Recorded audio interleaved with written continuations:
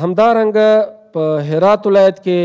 موږ تقریبا 20 ورځې تر مخه 4 سب سټیشنونه چې دا هم د تیرې ادارې څخه نیمګړي پاتې وو او د برېښنا شرکت له لوري 2 میلیونه ډالره په ارزښت باندې به هلته پانګونه کیږي چې د اوبې،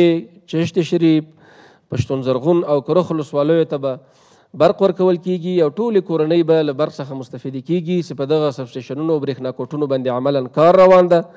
او په 6 میاشتو کې به چارې تکمیلیږي له خیره. چې له دې سره نه تنها د برېښنا کوټونو موضوع بلکې د 23 میلیونو ډالرو هغه پروژې چې هغه تر خطر او زیان لاندې وي هغه به هم سره راژوندی شي.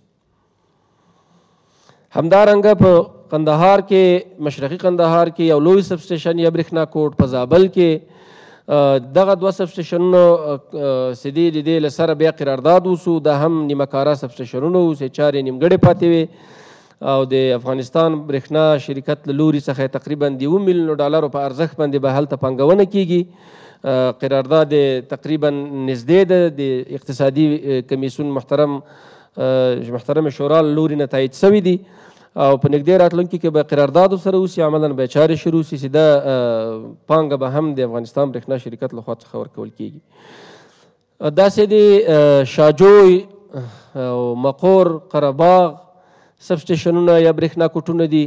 چې په دې باندې به هم په نږدې راتلونکي کې کار شروع سي چې تر څو موږ وکولی شو په دغه مسیر کې خپلو هیوادوالو ته مناسبه برېښنا ورسوو.